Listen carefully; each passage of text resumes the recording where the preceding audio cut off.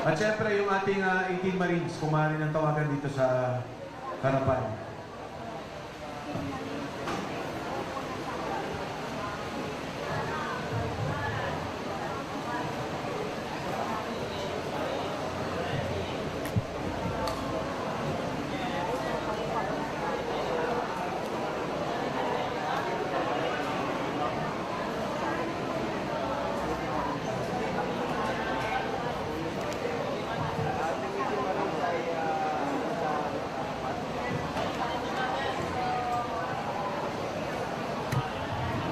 May we call on si General Pokis, General Esperon,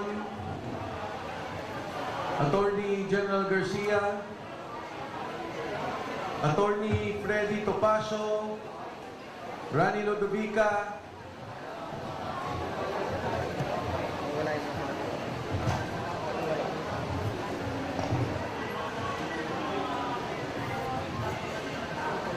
Congressman Jing Paras,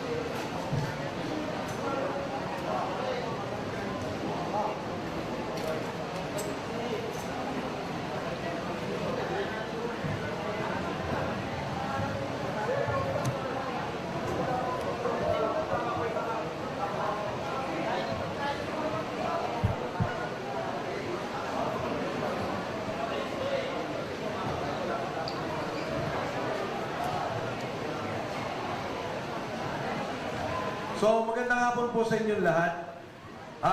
Una sa lahat, nais kong ipaliwanag yung sirkumstansya ng pagkikita natin dito. Actually, nagkaroon ng konting siguro hindi pagkakaintindihan sa mga kasama po natin sa Senado, pero ito po yung talagang patawag ng Senate Blue Ribbon Committee. Kanina, nandito si Senator Robin, Senator Amy Marcos, maging kahapon, dumaan po ang buting Senador Robin Padilla para tingnan at magkaroon ng ocular inspection dito sa ating kinalalagyan sa ngayon. So kung ano man po yung kaguluhan nila, dahil bukas ay special session na ng Senado, pinatawag ng Palasyo. At alam natin na ito ay patungo sa pagbabago ng liderato ng Senado. Hindi lamang sa liderato ng Senado, ngunit ito rin patungo na sa pagbabago nila noong liderato ng Blue Ribbon Committee. Kaya po minabuti namin na kunin ang pagkakataong ito dahil maaaring ito na ang huling pagpapahayag ng ating mga buting sundalo, ang ating mga bayani na nagsalita noong unang Blue Ribbon Committee hearing. Ngayon may karagdagan na 4. Nakasama natin, papakilala mamaya ni Atty. David Baligon. At mamaya, ipapagpatuloy nila yung naantalang presentasyon na dapat nilang ipinagpatuloy noong nakalaang Blue Ribbon Committee hearing na isinagawa ng Senado. Napaka-delikado po ang sitwasyon ng ating bansa. Napakagulo ng sitwasyon ng ating bansa. Ang mga demokratikong institusyon katulad ng Senado ay binababoy, ginigipit, maging ang mga senador. Yun lang kung pagpunta nila dito, ay marami ng mga pananakot na naganap, maraming panggigipit, kaya marahil iniiwan natin sa kanila yan na pag-usapan at tingnan kung ano ang kanilang gagawin bilang grupo. Bagkus, hindi ho dapat mahinto ang paglabas ng katotohanan. Wala naman tayong ibang gusto kung hindi sabihin talaga kung ano ba yung usapin ng pera, kung ano ba yung usapin ng pondo delivery ng maleta.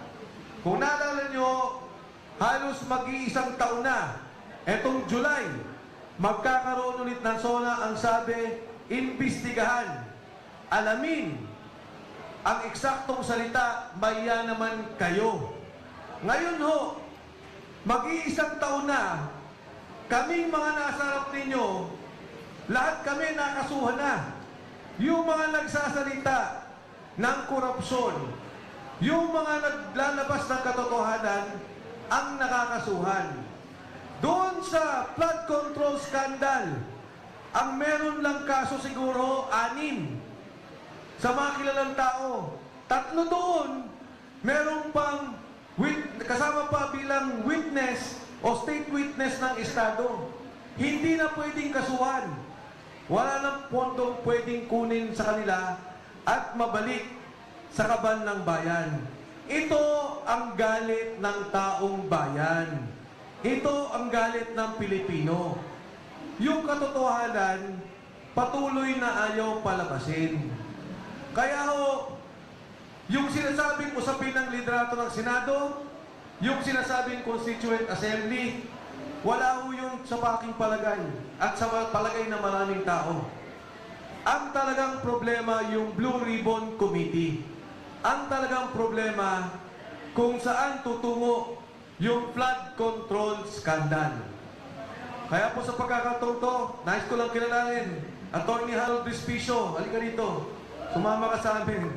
Kasama po natin to sa lahat ng labanan. Kaya po sa pagkakataon to, magmula sa 18, may dadagdag dapat na 14. Pero ngayon po, katulad na nabanggit ko, nagkaroon ng konting kaguluhan. Sa ngayon, may 4 na nadumagdag. At ang pagpapatuloy po niyan, para ipakilala at mamaya, ang ating mga sundalo magsasalita. Sila po ang pakinggan natin. Sila yung nakakaalam kung ano yung mga nangyari, ano pa ba ang mga dapat malaman. Mahaba po ang kwento nito, individual, iba-iba partisipasyon nila. Sa pagpapatuloy po, bigay ko naman sa isang magiting nating abogado, ang nagtaguyod sa kanila at patuloy na lumalaban. Sa ngayon, ang mga magkakasamang to, 10 na ang kaso na ipatong bawat isa sa kanila. Mga kasama, wala pong iba, Atty. Levy Baligon.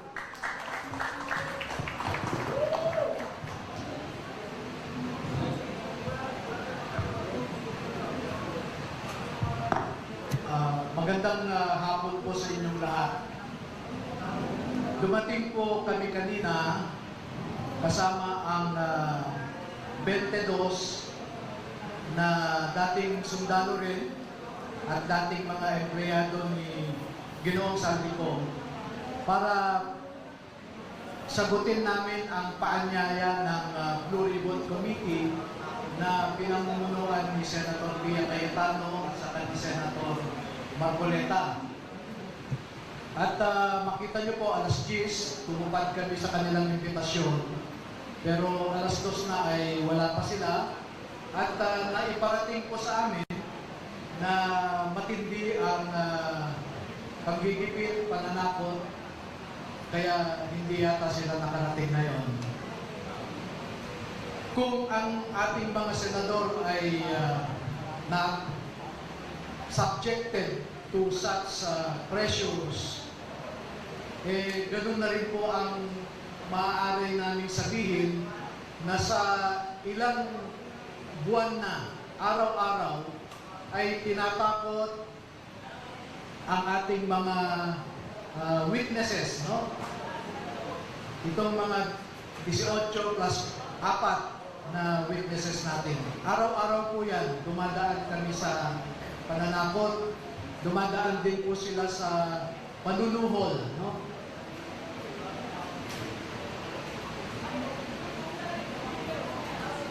Siguro sa hapon na ito ay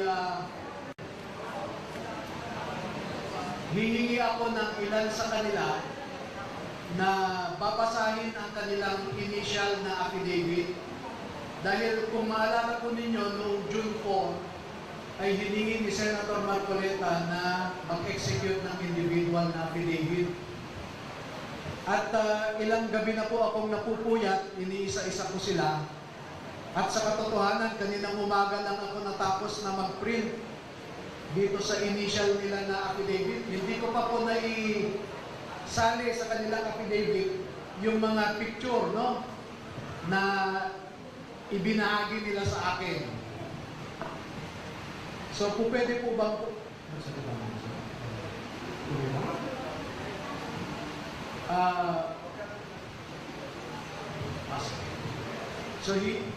apat o 5 siguro na initial na magsalita lang para hindi po humaba ang ating.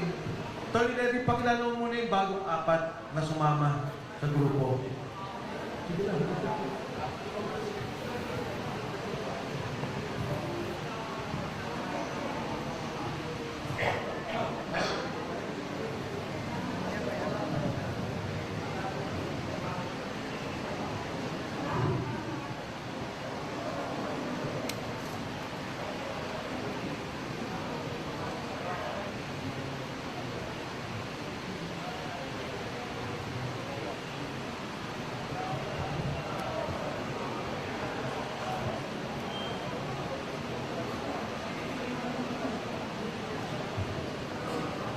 Sige,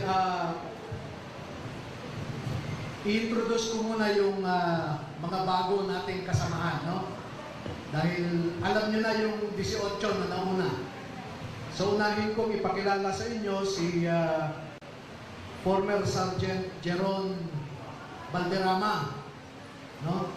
Dati itong miyembro ng Philippine Marine Corps.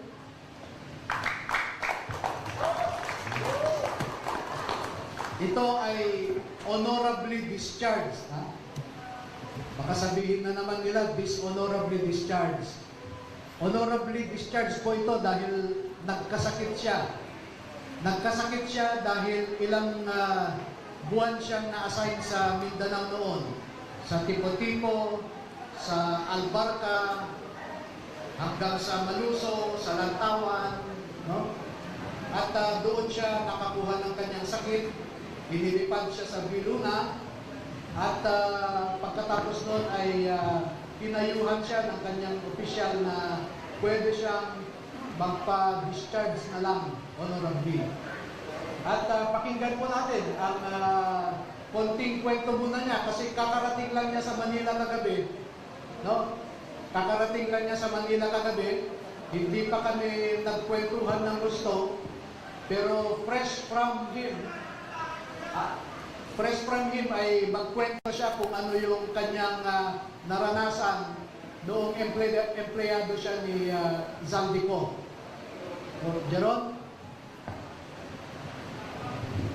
Magandang po sa inyong lahat, mga kabayan, may Pilipino. Ako po si Jeron Gabriel Valderrama. Bali po, kamo po siya Tony na gagaling po lang namin sa palikadati lang po namin dito sa Manila, galing po ng mga probinsya. Year 2009 po, bali pumasok ako sa Philippine Marine Corps hanggang 2011 po. At doon naman po ay former Congressman Rizal Tigo, kay Boss ASC, nakapasok po ako doon ng July 22, 2024 hanggang end of December 2025. Sa loob po ng isang taon at 6 na buwan, ang mga narasan po na mga pag-deliver ng mga mali-malita na sinasabi ng ating mga kasamahan. Unang-una po kay former speaker, dyan po sa 14 Nara Street, South Forbes Park po. Bali po, 2 beses po ko dyan nakapag-deliver. Yung unang po, bali 3 po kami sasakyan. Ako po yung security doon sa lead car na driver po doon, si Henry Bobina. Then nakasagay po sa akin yung 2 A na sinasabi ng ating mga kasama na sila dyan po Estrada at Martiksay. 3 po kami noon.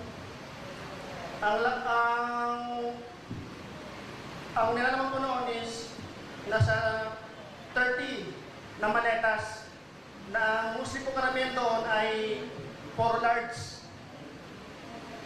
amount po. Then yung sumunod po doon sa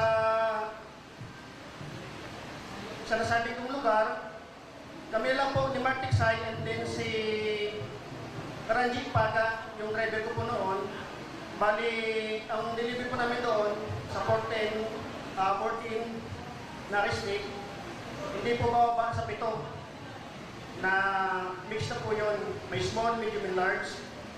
At sumunod po kay Senator Erwin Tud po, dito po sa, nung time na po yun, may meeting po noon si Boss dyan sa may Mario Restaurant, sa may Tomas Morato, Timog, Quezon City. Kami po yung, ano noon, advance team po. At meron pong meeting sila doon. Nung dumating na po, sina Senator Erwin at si Boss, sila po yung dalawa pong sasakyan na parehas init na white van, mabilis lang po yung transaction na paglilipat ng dalawang medium size na maleta. Na expected, ano po noon ay 40 to 50 milyon ang laman. Then, ang sumunod po noon na experience ko sa pag-deliver ay doon po kay Comelec Chairman George Garcia. Diyan po sa, galing po sila ng Dasyang Tower, no? Then kami, andun kami sa may corner, sa Peria Estate, Corona de la Rosa. Bali, ang kasama ko rin po si Martik Sai at si Ranjit Paga po din. Na ang dala po namin ay yung hand carry bag na kulay itim. Kasi at doon po ko sa unahan, ang unang pong lamamig sa amin ay yung driver niya. Then, binuksan ni Martik Sai yung doon sa right slide door, pinabuksan sa driver ni George Garcia. Then, pagkalagpas po ng mga ilang metro, magkasalubong po sila ni George Garcia. Then, lumapit din po si Chairman George Garcia. Then, binuksan po ulit ni Martik Sai yung sliding door. Then, inabot po yung receiving copy. Yun po nasaksyan ko doon. Then, tinanong ko po si Martik Sai, sabi ko, Boss Mark, magkano po ba yung laman ng handkera na yun? Sabi niya, 10 million daw po. Yun lang po at maraming salamat po. Thank you. Sinong susunod sa mga ano? Oh, ganito ho, no? Kung pwedeng i-clear lang natin yung sa likod kasi yung screen, may mga pictures na ipe-present. Kumari lang po yung mga nasa likod, i-clear lang natin. Nakikita ba ninyo lahat? Okay. Boss, paki-clear lang muna natin.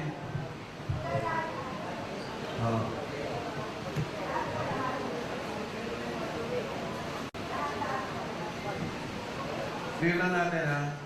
So, sige. Sino mo sa susunod? Sige, si Wops, ikaw? Kahit yung initial lang. Hindi, yung kwento mo.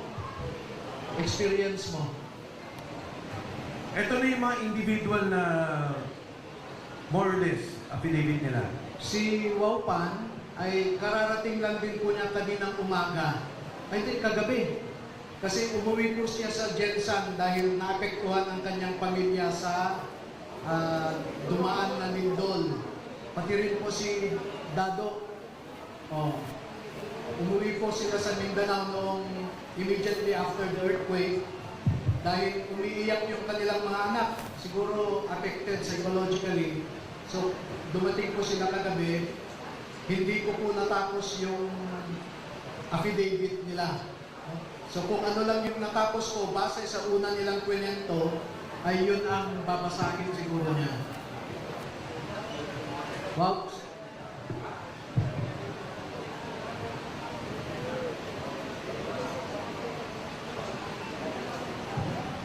Magandang hapon po sa lahat. Salamat po sa inyong pagpunta Ako po si Rosebert Magasasa Opan, Pilipino, nasa 8 gulang at ininirahan sa Taguig City. Matapos na makapanumpa na ayon sa batas, ay nagpapahayag at nagsasalisay ng mga sumusunod. Personal na impormasyon at pinagmulan ng trabaho. Ako ay dating enlisted personnel ng Philippine Marine Corps. Pagkatapos ng aking paglilingkod sa militar, pumasok ako sa pribadong sektor bilang security professional. Ako ay naging dating empleyado ni Ginoong Elisante Esco, nakilala rin sa tawag na Boss ESC o Boss Sandy. Nagtrabaho ako bilang personal assistant at security consultant ni Ginoong ko at ng kanyang pamilya. Ang aking panunungkulan kay Ginoong ko ay nagsimula noong December 4, 2023 hanggang December 2025 at pagkatapos ng kontrata ng marami sa aming mga kasamahan, bagamat ang ilan ay natapos noong Disyembre 2025, ako ay kabilang sa 18 dating empleyado na lugda sa pinagsamang sinumpang salaysay noong Pebrero 23, 2026. Kasama ko sa hanay ang iba pang dating enlisted personnel ng Philippine Marine Corps at magkakasama kaming nagsilbi sa ilalim ng security organization ni Ginoong ko. Bilang bahagi ng aming na tungkulin, kami ay inuutusan na mag-escort sa mga trusted executive assistant ni Ginoong ko tuwing sila ay magdi-deliver ng pera. Ang mga executive assistant na madalas naming samahan ay sina John Paul Estrada, Mark Tiksay, Joshua Ano at Kirby Paharilyag. Sa loob ng aming grupo, ang operasyon ng paghahatid ng pera ay tinatawag naming basura at may katunayan po kami dito. May screenshot po kami ng message po na talagang basura po ang tawag namin sa pera. Later on siguro ipakita namin sa example po ng yung nasamahan ko pong hello.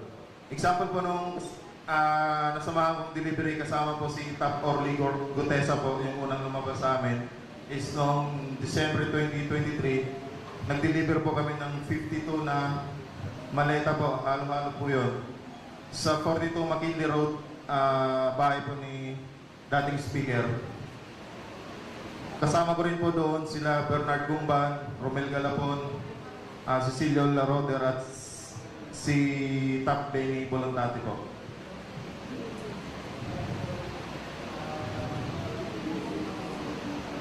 At saka yung isa pang nasaksihan ko po ay yung pagpunta po ni Secretary Amina Pangandaman sa Horizon Ho na kumuha po siya ng 2 maleta.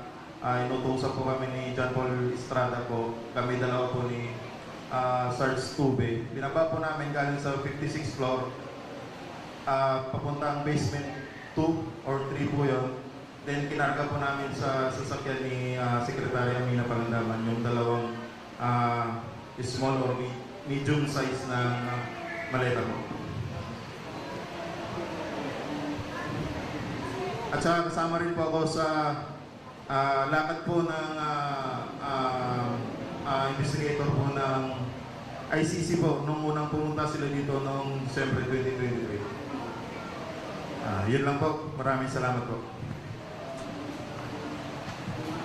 Ang isusunod ko pong ipakilala sa inyo ay isa na namang karagdagan sa 18, si Catrino Ibasco. Siya po ay 15 years sa Philippine Marines. 14 years sa combat duty, 1 year as medic. At nung ibinabalik siya sa combat duty ulit after 15 years, ay pinakiusapan siya ng kanyang asawa at mga anak na kung maaari wag na siyang bumalik sa combat duty. Kaya dineclare po siya na AWOL at dishonorably discharged siya after 15 years. dahil po sa pamilya, ang rason niya kaya hindi na bumalik sa serbisyo. Hindi po siya nagnakaw. So, Magandang hapon po sa ating lahat. Ako po si Catrino L. Ibasco. Nakapasok po ako, nakapagtrabaho po ako kay dating Congressman Elizalde ko noong 22 July 2024. Bali, ang naging trabaho ko doon ay una po, nakapag-akot po ako ng malitang pera sa Horizon pa po sa 56th floor sa unit po ni Busaldi. Nakapag-security escort din po ako sa ICC. At pagkatapos po mula March hanggang August 2025 ay assign po ako sa bahay ni dating Congressman Elizalde ko. At ang trabaho ko po doon ay nagbantay po ako ng mali-malitang pera doon sa bahay niya sa loob ng 6 na buwan po. At ang huling trabaho ko po, pagbalik ko po ng August, may pinatrabaho po sa akin si Sir Dominguez nung pumutok na po yung issue na ito. Pinatago po sa akin yung parang equipment po o machine na nakaka-receive po ng text and call na si Boss Aldi lang daw po ang meron noon saka si speaker. Tinago ko po yun doon po sa loob ng Camp Aguinaldo ng mga ilang araw. Tapos pinalipat po sa akin sa bahay po ni Sir Dominguez sa Fairview po. Yun lamang po. Maraming salamat po. yung binabanggit po niyang equipment ay mga surveillance equipments po ito, no? Na it is a highly controlled equipment na hindi ka makakabili kung walang clearance ang NICA, etc. Yung equipment po na sinasabi niya can capture your text messages and calls. So napakadelikado po na equipment yan. So bago po natin ipagpatuloy ay may mga ilan sa mga pictures or videos na ibinahagi nila sa atin at i-identify or ipapaliwanag po nila kung ano ang ibig sabihin ng mga litrato na ito. So sige, ito yung mga, sila yung magpapaliwanag, hindi po kami, pero galing po sa kanila to. So siguro, ayan, sinong magpapaliwanag itong mga kargahan? Anyone? Magandang hapon po sa ating lahat. Yung picture na po yan ay nakunan po sa MANSI o kaya tinatawag na Missivis Aviation and Development Corporation na pagmamayari po ni Boss Elizalde Esco sa May Pasay. Yan, So ito, sa Pasay ito. yes po sir, sa MANSI. Ilan ang karga pagka ganyang helicopter? Kaya sir ng mga 10 to 15 maleta sir. Depende po sir sa kilo eh. Kaya nga makikita nyo po, kinikilo po yan sir.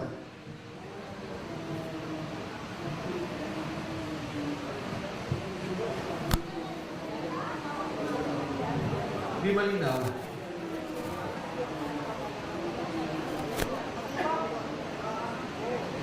Yan po ay yung aming kasamahan sir na pilit nilang iniipit noong siya po ay naglilingkod kay Boss Aldi. Kaya pinilit niya pong umalis dahil ginigipit po siya.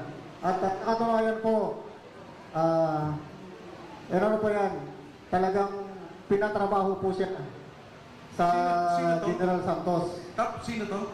Si, ano sir, si Neres po. Neres. Geraldine Neres po. Okay. At yan po ang marami ding alam po. Pinatrabaho po yan. Kaya pinuntahan po yan mismo ni Colonel Dominguez doon sa kanilang bayan po sa General Santos. At pinipilit po na kunin po yung mga litrato o kaya yung cellphone niya po para ibigay po kay General Nicolas Torre. Pero klaro ko lang ha, ito ay isang sundalo, general. Yes po. Kinukuha sa kanya yung mga ebidensya. Opo, sir. Nasaan na siya ngayon? Sa ngayon po, sir, di ko po alam, sir, kung nasa Jinsan pa po or nasaan po sa ngayon. Kasi ang huli ko pong pagka-usap sa kanya, nung ano po, last February po. Yun ako yung huli namin pag-uusap. Next.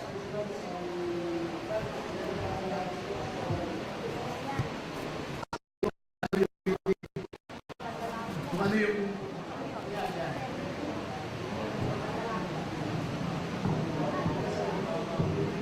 Sa ano rin po, sir, sa townhouse po.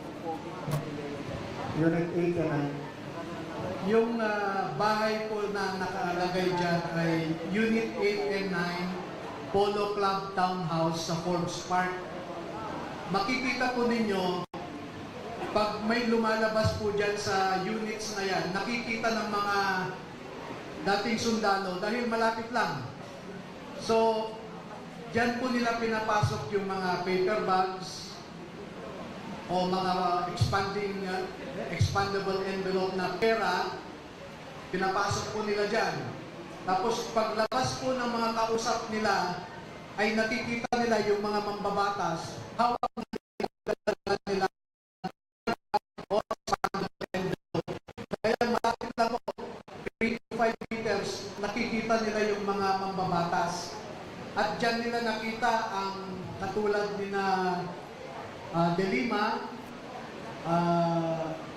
etc. No? So, Sige. malapit lang talaga. Next. Sino ang ano? Okay. Hello sir, ako si Ray Boy dyan sir. Ako po yan sir at nakasama ko yan sir si Tap Orlico Day sa nandun kami sa sa Paudi Masinloc. May meeting naman noon sir nasa kasi ako noon sir kay PRP kung tawagin si Boss Bernard Peralta, yun ang mga PR ng mga congressman senador. Yan po yung nakasama ko noon sa sir, si Tap Orly Gutesa. Okay. So ito yung patunay na kasama niyo si Orly Gutesa. Okay? Tama. Ito Yes, yung sir. litrato. Yes sir. Cellphone ko kasi yan sir eh. Yung ano yan sir. Next.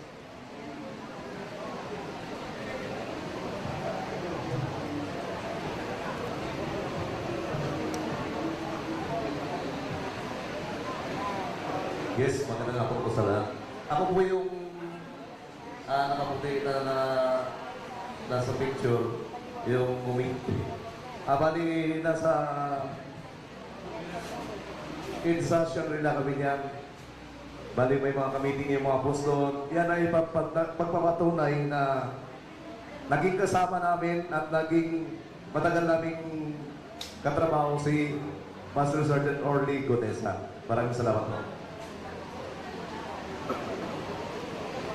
Yung nakaitim, yun si Master Sergeant Orly Gutesa. Tapos itong naka-brown, yan si Sergeant Julie Cadjao. Then yung naka-red, yun si Sergeant Holian. And then nakaputi, ako naman. Yan na po, maraming salamat. Thank you. Oh, ano tong picture na to? Yan, ako po ang gumawa niyan, sir.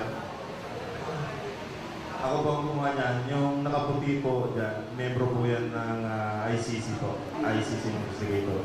Ito okay. Ano to? Bakit nyo kasama? Saan to? Yan yung unang dating nila, sir, December 2023. Nag-iikot-ikot sila sa Makati, sir. Maalala ko nga yan, sir, bumili yan ng libro ng Philippine Law, yung ICC investigator po. Alam mo yung pangalan? Maalala ko, sir, si Robin Prof. Ang ano niya. Kasama nila Chantal Daniel, sir. Next. Ito, kanino to?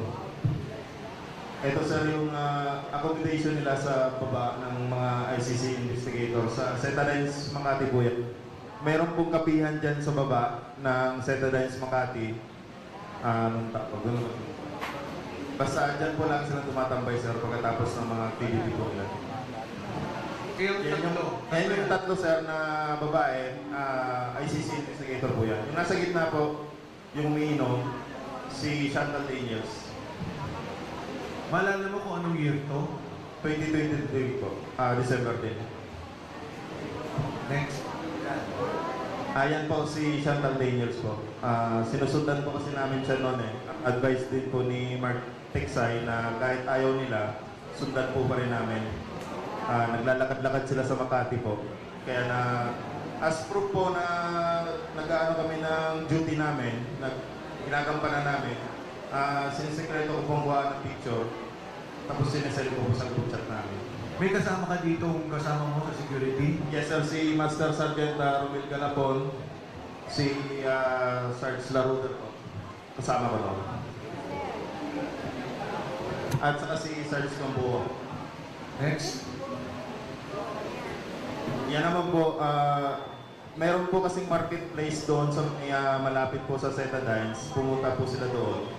Then nakuha ko rin po ng picture. Yung dalawang lalaki po, kasama rin po yan nila Chantal Daniels. Sarge, ilan sila nung nandito? Kasi may babae, may lalaki ng tinuro kanina eh. Maalala ko sir, nasa mga 7 sila o 8 sir na investigator po na tumating. Magmula airport, sundo, hanggang sa pag-alanay, kayo kasama. Yes sir, araw-araw po yun. Kotse, inyo. Yes sir, kotse po ni Santo. Kung may balik na po kanina doon sir, may ginamit po kaming dalawang, sige pa po, pabalik yan po.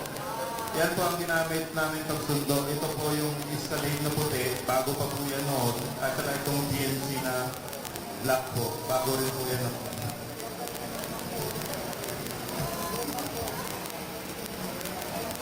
Ano to sir? Ito po, dito po ginagawa yung pag-iimbestiga po ng ICC. Tamaitas po ito, presidential suite po. Diyan po nila ini-interview sir, yung mga witness na pinapadala po ni Senador Trillanes at sila po nag-iimbestiga po. Mga ilang witnesses ang nakita nyo dyan? Marami po yan sir, year sir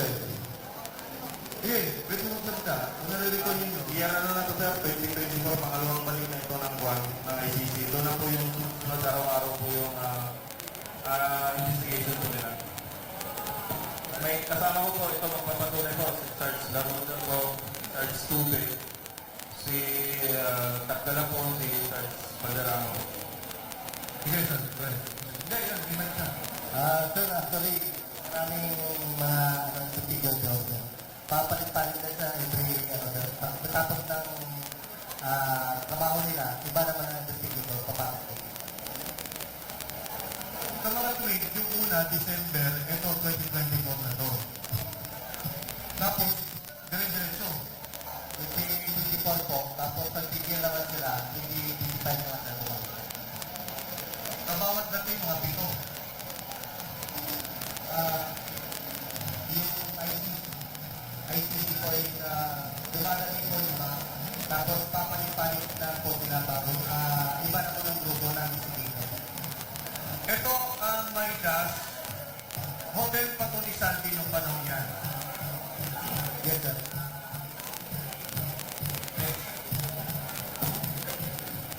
Yan rin po yung kasama po yan, karugtog po yan ng buwan sa lighting kanina. Pagka wala pa po buwan, din sila nagpapahinga. Tamaitas din po yan. Doon sa mga pag-interview na nakita nyo, sino mga Pilipinong opisyal ang nakita nyo doon? Ang maalala ko po, yung iniimbestiga po nila, ang nagiging witness po, Yung pwede naman yung witness o kung naalala nyo, kung mismo may mga opisyal ng gobyerno na kasama. ay hindi ko po alam kung official si Senator Trillanes po noon eh. Pero siya po ang unang na-meet nila. Then, yung sa mga witness naman po, maalala ko si dating mayor po, Jelly Mabilo po. Ako po kasi ang nagsundo sa kanya sa lobby sir eh. Papunta sa taas. Right? Sa akin, sir, ang nakapakinig si Sari Trillanes, Nicolas Torre, at saka si DOJ Secretary Boy Remolia. nung time na ako na nagpalit kay Mark. Ulit. Dahan-dahan. Pakiulit. Nung time na ako na nagpalit kay Mark, nung 2 months. Mark Texay, Yes po. nakita mo nag-meeting dito. Sa Magdas. Yes sir. Sa Maydas. Yes sir. Iba pa yung sa bahay ni Ombudsman Boying. Yes, iba yun sir. Then minitin din namin yung pumatay kay Ian doon sa Bilibid Prison, yung 3 pulis po. Kasama yung ICC na ang direct contact namin si Senator Trillanes. So yung dito sa meeting na to, nang kasama si Senator Trillanes, si Boying at saka si General Torre ba? Pinanggit mo? General Torres sir, sa bahay po niya sa Binair. Sa Bel Air. Yes, Dito, Correction sir, dito sa Maida sir, puro witness lang po ang witness lang ang meeting nila sir. Yes, sir. Kadalasan lahat mga pulis po yun. Marami pa yung iba sir, hindi na namin matandaan sa dami ng minitik ng ICC. Halo-halo na hindi na namin matatandaan yung ibang pangalan. okay, next.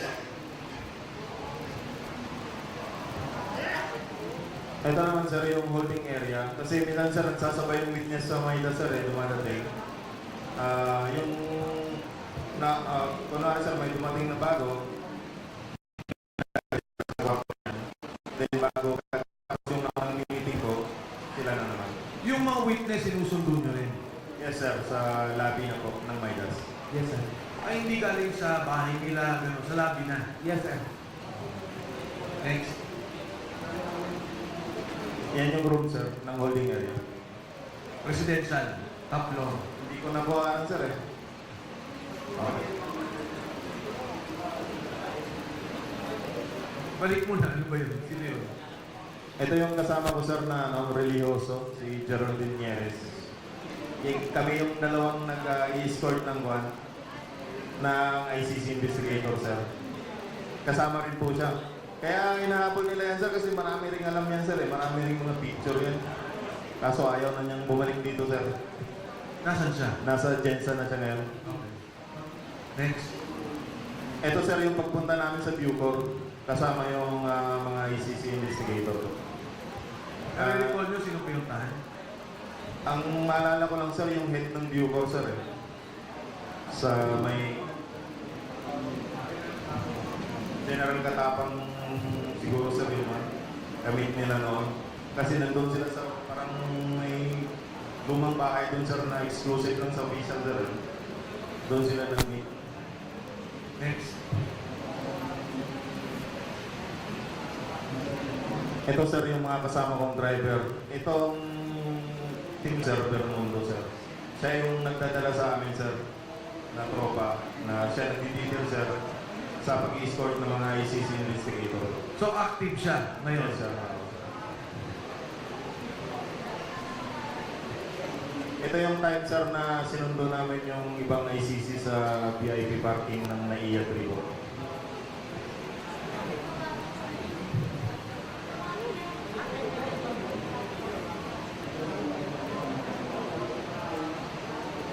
Ano tong video na to? Iyan yung time sir na pumunta kami ng Bucor sir. Naalala nyo sino binisita nyo? Yung time namin sir, yung 3 pulis ko sir na interview. Yung kay Kian ba yan? Yes sir. Next.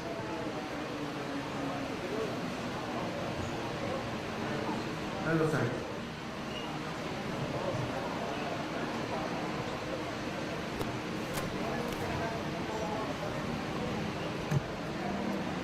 Yan po sir yung minsan sir na ginagamit mga mali-malitang pera na tinatawag namin basura. Ito ang isa sa mga, ito ang parating yung gamit. Yes sir, minsan sir. Ilan ang nilalaman ito? Minsan sir, 20. Bulletproof. Yes sir. Ilang beses nung ginamit pag-deliver kay speaker? Madalas, di ba? Maraming beses po na yan sir, hindi na po mabilang.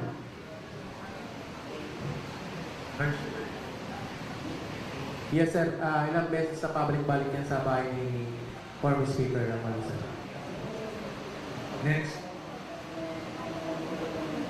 Yes sir, kasama rin yan sir. Yan yung dinadrive ni Wabay na sir. Yung delivery nito, dalawang kotse. Ang Hindi lang standby. yan sir. Kasama rin ibang sasakyan sir. Okay. Balik, ano to? Yan po sir, yung malinis sir na bulletproof po yan sir. Malimit po yan sir na ginagamit po rin sa pagbabangkap sa basura po. So, ilan more or less ang kotse? Ilan ang kotse ninyo pag nag-deliver? More or less. Yung ano sa inyo, naka-assign? 4, 5? Halos lahat sir kasi po sir namin sir pagka hindi available po yung mga ibang bulletproof na ginagamit po sir, hinahata po yung mga ibang sasakyan sir na mga bulletproof sir. Yep. Sa laki ng dinideliver yung amount, imposibleng wala kayong police escort. May police ang kakausap, hindi kayo. May kasama ba kayong police escort o isang police na pag dumating ang insidente na may maninitang police sa inyo, police ang haharap? Sir, actually may kasama kaming active na police. Police Sergeant Larry Dilin at saka si Police Sergeant Johnny Calleja. Yun yung laging kasama na magbabasura. At iba pang nagbabasura na individual, sir. Kasama rin sila. So, sila yung pag na-check kayo ng police, sila yung kumakausap sa kapwa-police, tama? Actually, sir, wala naman sumisita sa Wala amin kasi sumisita. nag-iingatan po kami, sir. Kung sakali lang. Yes, sir, kasama. Yun ang trabaho ng police. Yes, sir. Okay, next line. O ano to? Kaninong cellphone to? Kaninong? Ayan, go. Sarge? Bali, nung time na yan, sir, kami sir yung advance stage, sir. Diyan sa bahay, sir, ni Chis. Yung pag-deliver, sir. Hindi namin po pa nagbubulo. Ano, kaninong bahay to? Bali, nung time na yan, sir, kami sir yung advance team, sir, sa pag-deliver, sir, sa bahay ni Chis Escudero, sir.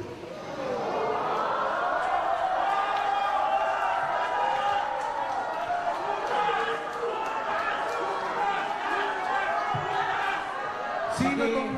Dali lang. Sino tong... Sige. Go ahead. Sige. Bali, sir, yung address po, sir, talagang hindi ko po, sir, tugoy, sir. Kasi advance team kami nun, sir. Bali, yung nakakaalam, sir, yung driver namin, sir. Okay. Pero sir, dyan sir, sa loob ng bahay niya sir, kumain pa kami dyan sir, ang ulam namin hipon, kasama ko yung mga katulong niya sir. Sir, sir, sa address. Sarge, tayo ka. Para lang. Tayo ka, Sarge, para... Go ahead. Hindi. Sige, Sarge. Sarge, tayo ka para... Sige, kwento mo lang. Hindi mo na kailangan Sir, pasarin mo lang. noong 2024, mula Horizon Homes, BGC, kasama ako sa convoy papunta sa convoy ni Saldico bilang security detail at pupunta kami sa bahay ni Senator Francis Escudero sa number 159 Street Corner, Hernadi, New Manila.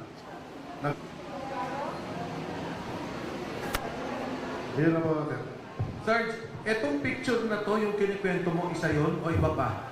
Yan na po yun, sir. Bali, i-support ko lang. Yan mismo sa loob yan ang nag-unload ng Manila.